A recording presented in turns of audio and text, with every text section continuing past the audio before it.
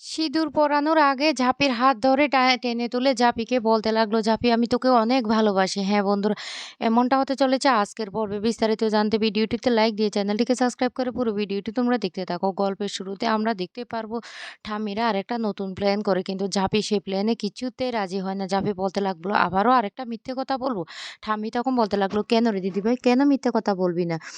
তুই এর আগেও তো মিথ্যে কথা বলিসনি। আমরা সবাই মিথ্যে কথা বলেছি। কিন্তু তারপরও তোকে ও দোষারোপ করেছে। তাহলে তাহলে এখন তোকেও মিথ্যে কথা বলতে হবে। যদি একটা মিথ্যে দিয়ে একটা সত্যি বের হয় তাতে অসুবিধাটা কোথায়? দেখবি দীপ দাদুভাই না তোকে যে ভালোবাসে সেটা এবার বলে দিবে।" জাপি তখন বলতে লাগলো, "না, না, না, না ছেড়ে দাও। ও যে আমাকে ভালোবাসে না সেটা আমি বুঝতে পারছি। তাই প্লিজ দয়া করে এসব ঝামেলা আর করো না। ও যদি একবার জানতে পারে যে এই প্ল্যানে আমিও আছি তাহলে ও আমাকে কিছুতেই ক্ষমা করবে না।" কাসাই তখন বলতে লাগলো, "এই ঝাঁপি তুই কেন বুঝতে পারছিস না? বল কেন বুঝতে পারছিস না? দাদাভাই তোর সাথে কি অমন কাণ্ড করেছে দেখতে পাসনি? তোকে কতটা অপমান করেছে, মিথ্যেবাদী বলেছে তাই একবার তুই নিজে মিথ্যেবাদী হয়ে দেখ না।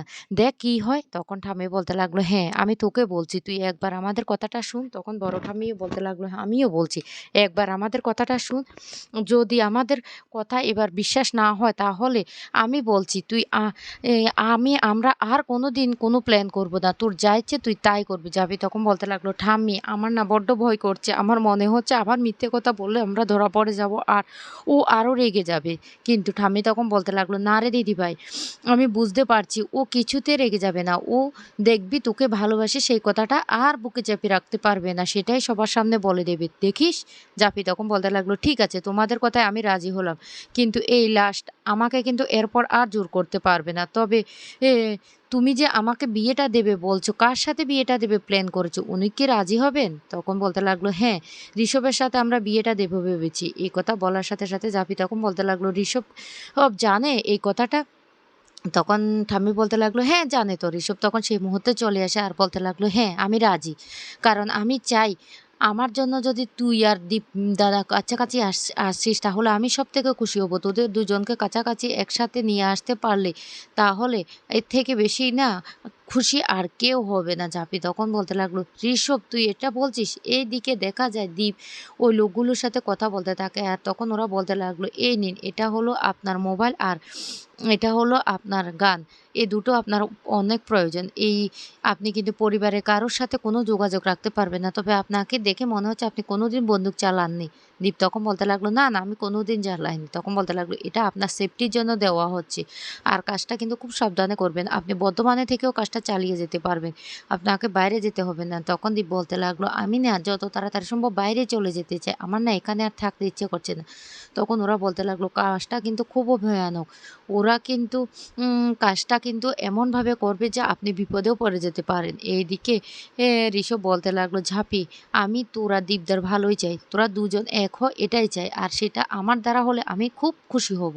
ঝাঁপি তখন বলতে লাগলো, "ঠাম্মি তুমি যে কি বলো বিশ্বাস করো আমার না বড্ড ভয় করছে।" তখন ঠাম্মি বলতে লাগলো, "এই দিদিভাই তুই এতটা ভয় পাস না তো, দেখবি সব কিছু ঠিকঠাক হয়ে যাবে। আমি বলছি তো সব কিছু ঠিক হয়ে যাবে।" কাসাই তখন বলতে লাগলো, "ঠাম্মির কথায় একবার বিশ্বাস করে দেখ ঝাঁপি, দেখবি সবকিছু ঠিক হয়ে যাবে।" ঋষভ তখন বলতে লাগলো, "আমারও সেটা মনে হচ্ছে। দীপ দেখবি এবার তোকে ভালোবাসার কথা বলবে।" ঝাঁপি কিন্তু তারপরেও মনটা খসখস করতে থাকে। ঝাঁপি তখনও বলতে লাগলো, "কাঁসাই আমার না কেমন একটা মনে হচ্ছে ও সত্যি, সত্যি বলবে তো?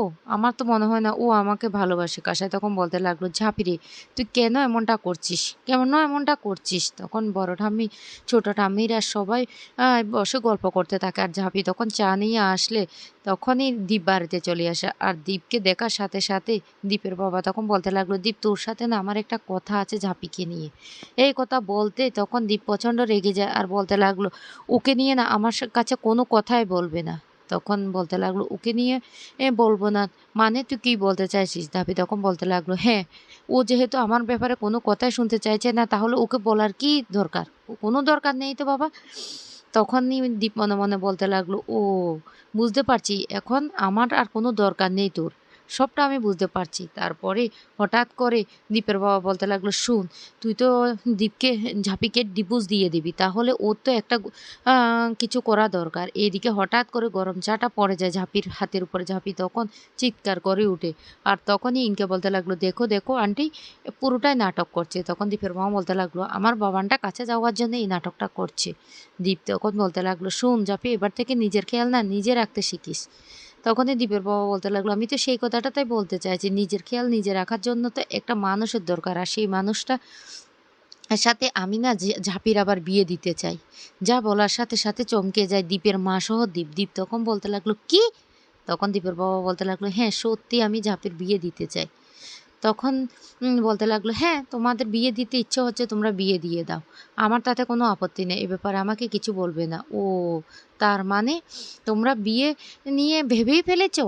তখনই ঠাম্মি বলতে লাগলো, "হ্যাঁ রে, দাদুভাই, শুনবি না কার সাথে বিয়েটা হচ্ছে? ওই যে ঋষভ ছেলেটা, ওই ঋষভ ছেলেটার সাথে দিদিভাইয়ের বিয়েটা দেবো। কারণ ঋষভ ছেলেটা দিদিভাইকে বড্ড ভালোবাসে। ওই একমাত্র দিদিভাইকে দেখে রাখতে পারবে।" তখনই দীপ বলতে লাগলো, "হ্যাঁ, আমি জানি তো ঋষভের সাথে ওর একটা সম্পর্ক আছে। ও যতই অস্বীকার করুক না কেন। আর ও বিয়ে পর্যন্ত ভেবে নিয়েছে। ভালোই হয়েছে। ও যেহেতু বিয়ে পর্যন্ত ভেবে নিয়েছে। ঠিক আছে, আমার তাতে কোনো আপত্তি নেই। তুই বিয়ে করে যদি ওকে নিয়ে সুখী হতে পারিস তাহলে ভালো।" এই বলে সেখান থেকে চলে গেলে তখন ঝাঁপি বলতে লাগলো, "দেখেছো বাবা, দেখেছো? ও নাকি আমাকে ভালোবাসে তোমরা বলছো। ওর অবস্থা দেখেছো?" তখন দীপের বাবা বলতে লাগলো, শোন, শোন, তুই এমনটা করিস না। দেখবি সব কিছু ঠিকঠাক হয়ে যাবে। ও তোকেই ভালোবাসে। দেখলি না বিয়ের কথাটা শুনে কিভাবে রেগেমেগে ঘরে চলে গেল?" জাপি তখন বলতে লাগলো, "বাবা, তুমি এই কথা বলছো?" আর তখনই দীপের মা এসে বলতে লাগলো, "শোনো বাবানের বাবা, আমি তোমাকে একটা কথা বলে রাখি। তুমি আমার বাবানের বিয়ে দেবে? তাও আবার এ বাড়িতে ঝাপির বিয়েটা দিয়ে দিবে বাবানের চোখের সামনে?" তখন বলতে লাগলো, "দেবো, তাতে তোমার অসুবিধা কোথায়?" তখন বলতে লাগলো, আমার বাবানের সামনে তুমি কিছুতে ঝাপির বিয়ে দিতে পারবে না।" তখন বলতে লাগলো, "আমি দেবো, তুমি কি করবে?" তখন বলতে লাগলো, আমিও ইনকার বিয়ে দেবো আমার বাবানের সাথে। একই মণ্ডপে দুটো বিয়ে হবে। বুঝতে পারছো?" কাসাই তখন বলতে লাগলো, "ওমা, তুমি এটা কি বলছো?" তখন বলতে লাগলো, "হ্যাঁ, আমি ইনকার সাথে আমার বাবানের বিয়ে দেবো। একসাথে দুটো বিয়ে হবে। তুমি ঝাঁপির বিয়ে দেবে, আমি বাবানের বিয়ে দেবো। কেউ আমাকে আটকাতে পারবে না।"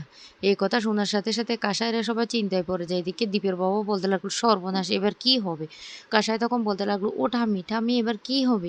আমি তো কিছু বুঝতে পারছি না।" এদিকে দীপের মা বলতে লাগলো, "এই ইনকা, চল তো, উপরে গিয়ে না কথা আছে। আমি আমার বাবানের সাথে কথা বলবো।" এই বলে ওরা যখন উপরে চলে যায়, কাসাই তখন বলতে লাগলো, "দাদাভাই কি সত্যি বিয়েতে রাজি হবে? সেটা আমাদেরকে জানতে হবে। এই বিতান, এই চুন্নি, চল, আমাদেরকে উপরে গিয়ে দেখতে হবে। সত্যি সত্যি দাদাভাই কি বিয়েতে রাজি হচ্ছে কিনা।" এদিকে জাপি বলতে লাগলো, "ঠাম্মি, এবার কি হলো? কি থেকে কি হয়ে গেল? কিছুই তো বুঝতে পারছি না।" তখন বড় ঠাম্মি বলতে লাগলো, "শুন, তোর ছেলের বউটা না বড্ড ঘাত্তেরা। আমি না তখন থেকে খেয়াল করেছি।" তখন দীপের বাবা বলতে লাগলো, "হ্যাঁ, বড্ড ঘাত্তেরা। আমার না ভালো লাগে না।" এদিকে ইনকাকে নিয়ে দীপের ঘরে এসে বলতে লাগলো, "এই দীপ, তোকে ইনকাকে বিয়ে করতে হবে। বুঝতে পারছিস আমি কি বলছি?" দীপ তখন বলতে লাগলো, "কি বলছো মা? এসব কি বলছো?" ইনকা তখন বলতে লাগলো, "কেন? ভুল কিছু তো বলিনি। তুমি তো আমাকে ভালোবাসো। তাহলে তুমি আমাকে বিয়ে করতে পারবে না?" দীপ তখন বলতে লাগলো, "অসম্ভব। আমি তোকে কিছুতেই বিয়ে করতে পারবো না।" এদিকে পরের দিনই ঋষভের সাথে ঝাঁপির বিয়ে। আর বিয়ের সমস্ত আয়োজন শুরু হয়ে গেছে। দীপ কিছুতেই সেটা মেনে নিতে পারছে না। দীপ বারবার বলতে লাগলো, "তুই বিয়েটা করতে পারছিস? আমি না তোকে বড্ড ভালোবাসি। তুই না আমাকে বড্ড ভালোবাসিস না? না, আমাকে আর অপেক্ষা করে থাকলে চলবে না।" এরপরে দীপ বিয়ের মণ্ডপে গিয়ে হাত ধরে জাপিকে টেনে তুলে বলতে লাগলো, "জাপি, জাপি, তুই এ বিয়ে করতে পারিস না। আমি তোকে অনেক ভালোবাসি।" যা শুনে তখন খুশি হয়ে যায় ঝাঁপি। তো বন্ধুরা, কেমন লাগলো আজকের পর্বটি?